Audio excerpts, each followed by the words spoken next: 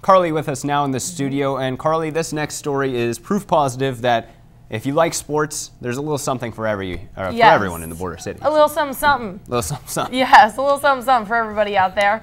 Well, Saskatchewan might be called the land of the living skies, but if you ask the border city boaters, they'll tell you the water's where it's at. If you've ever wanted to take the plunge and give kayaking a try, look no further than Bud Miller All Seasons Park. Now, if you haven't seen the boats on the water, you're not alone. But that's what the border city boaters are trying to change.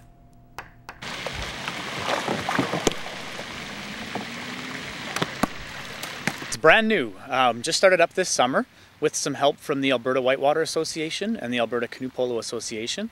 It's a fun sport to get into, and you can do basically whatever you want with it. You can just do it for fun or get competitive, and there's a lot of options within Alberta and Saskatchewan.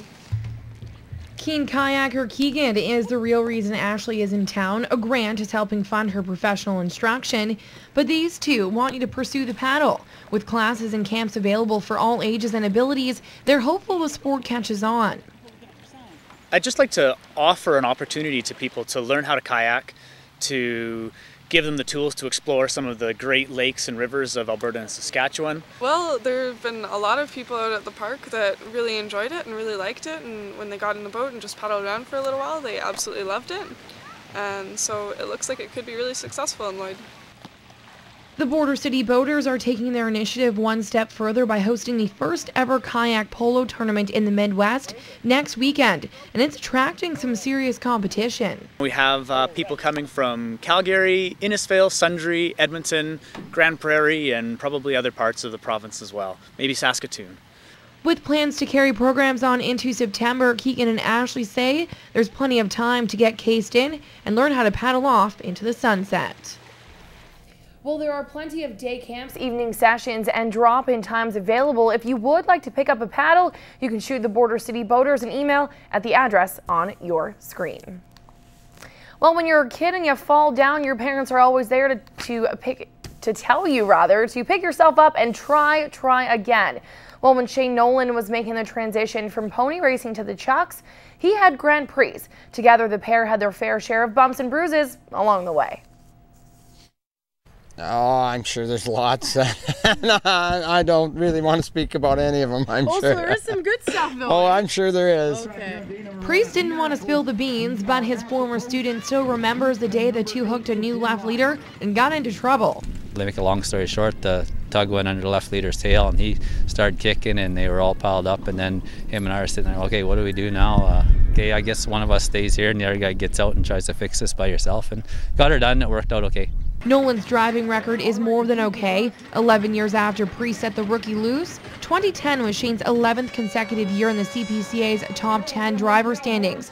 And with 2 more events to go this season, he's convinced his young outfit has what it takes to run fast and clean. When I get to the 5/8 track, that's where they really shine. They've done good in Meadow Lake and Turtleford. I think I was second in Meadow and third or something here this weekend. So fine for a half-mile track, but where they really shine is on a 5/8. So Saskatoon and Lloyd will be good for me. While Priest might not be along for the ride much longer as he considers retirement, he knows the bond these two built back in the day isn't going to change.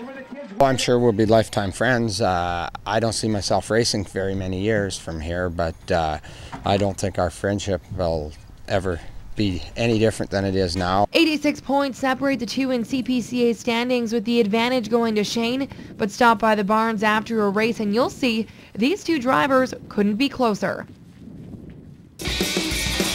Inside the CPCA, the view from the barns, the wagon box, and from the track.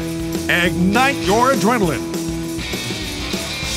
All right, well, we do have a page for you to let you know the current standings in Saskatoon after the first day of racing. Here it is for you. These are the top times in Saskatoon so far. Now, after a 2-second outrider penalty was dropped from Murray Mitswing, the race actually had to be reviewed, but the penalty was dropped. He ended up beating out Double G for the top time of the night. Shane Nolan finished 11th best, and Grant Priest was bumped down to 24th with a 2-second penalty.